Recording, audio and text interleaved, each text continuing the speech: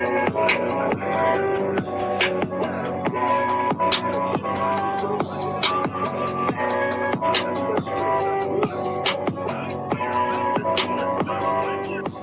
goddamn button. Press the goddamn button. What's good, people? I got a clip. Well, I got a couple of them that I want to play, man. Some of them might trigger you. They really shouldn't, but you can't really control how people feel about certain stuff. This one is about Oak Bluff. I wasn't familiar with it until now.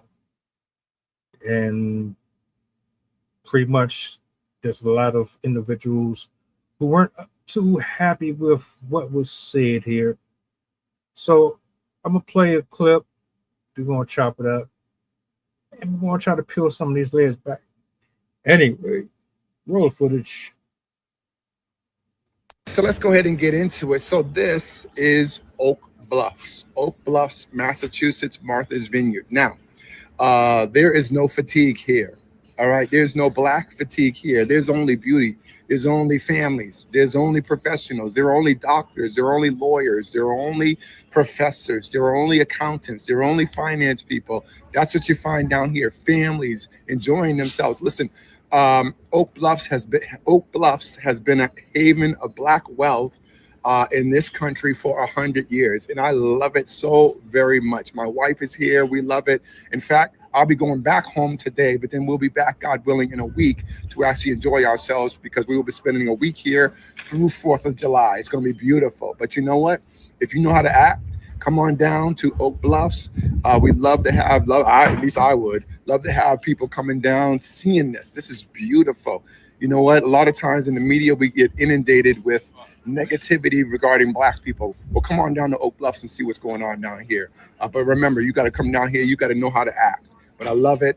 Black wealth, elite black wealth. But you know what? What we don't do is look down on everybody else. What we do is help everybody else, because we want more to come down here.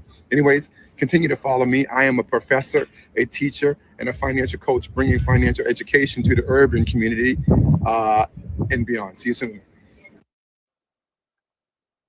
Nigga to go there, I don't want to go. If you have to give me a disclaimer just because I'm black that I need to act a certain kind of way, you ain't gotta worry about it. I don't need to be there. And that man who made the post about coming to Oak Bluffs, I'm sure he's a nice man. I'm sure he's a very nice man. However, I don't understand how y'all are not seeing. Well, I do understand.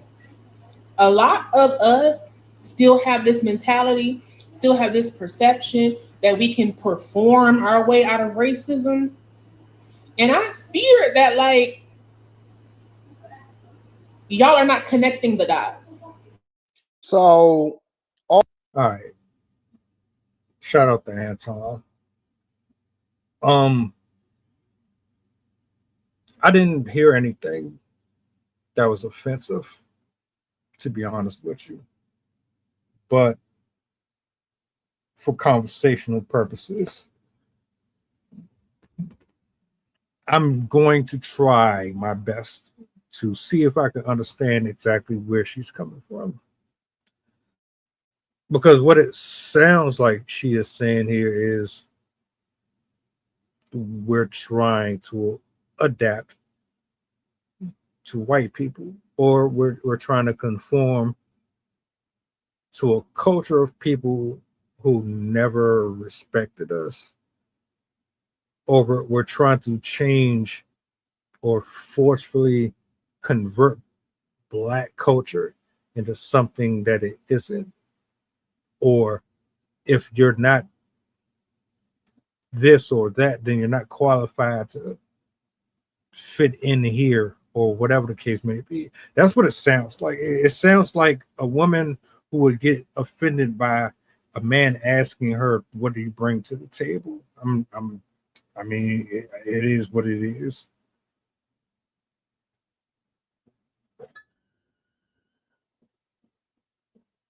Ma'am, I need you to take a deep breath and let me paint a picture for you.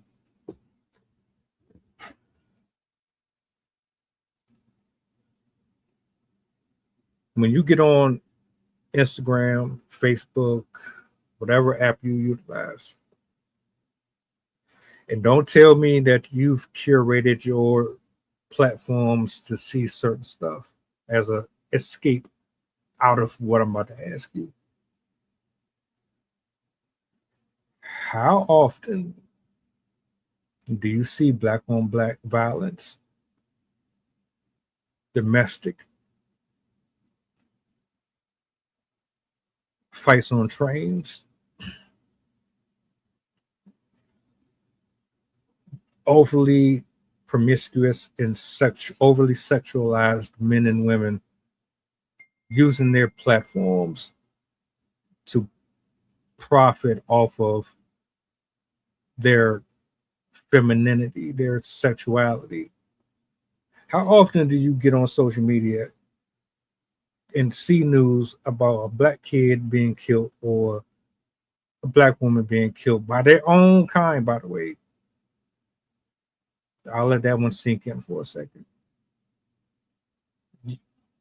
The thing that I dislike about us specifically is that we can't be honest. Because at a certain age, you know that you do not have to stay in that lifestyle.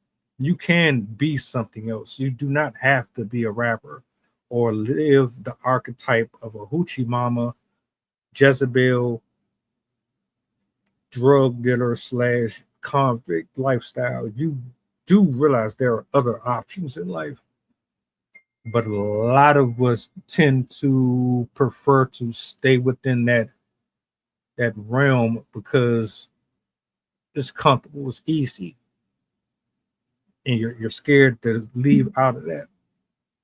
Like there's something wrong with being something other than. I want to show you something. I want to play something here that helps you to better understand that brother's position and many others like him on why it's so important that us as a culture begin to move a little differently and why we should have more respect for ourselves. But yeah,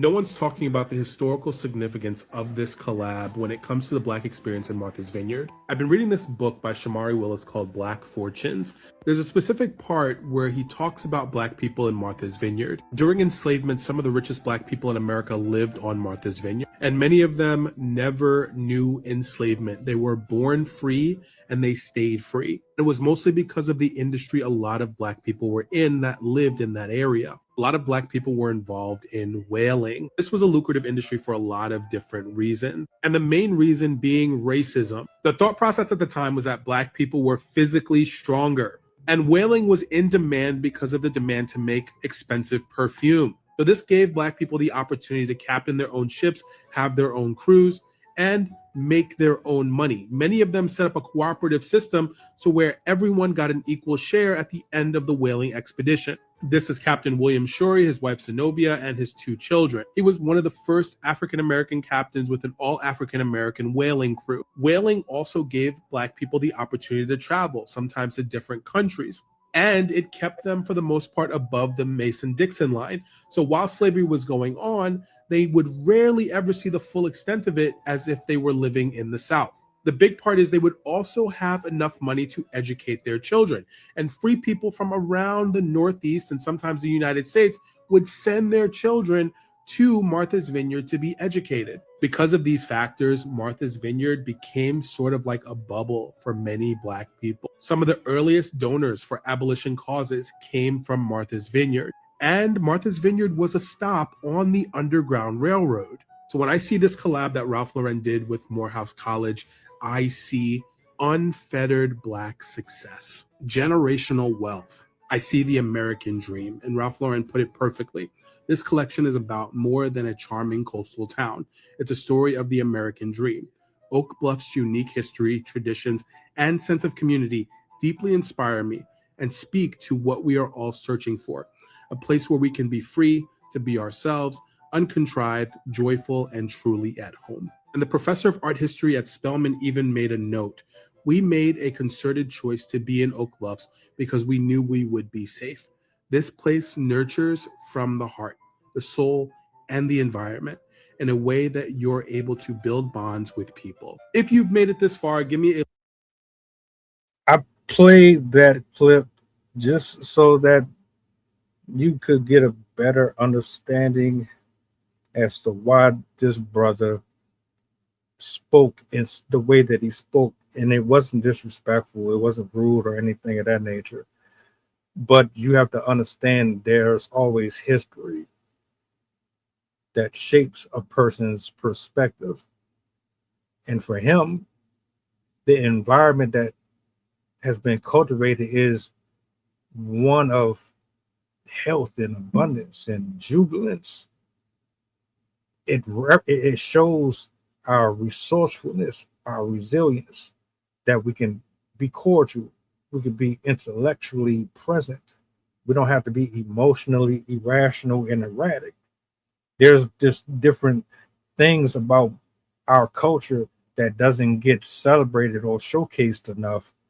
And I think that's a part of the reason why folks like her and others had so much pushback towards his remark, not really understanding how deep this really actually goes. So as far as I'm concerned, who really wants to be around people who are constantly problematic or can't control their tempers or just don't have no type of decorum whatsoever? Everything has to become violent or about pride and ego and things of that nature. You know what I'm saying? That's what I always say. There's black people and then there's the N-words, because we view life just completely different.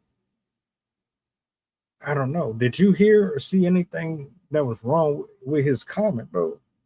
I didn't. And shout out to this brother here for the research. I appreciate everybody's perspective, but we gotta really do better, man. Everything is not meant to be offensive. You know what I'm saying? It's all in how you hear it.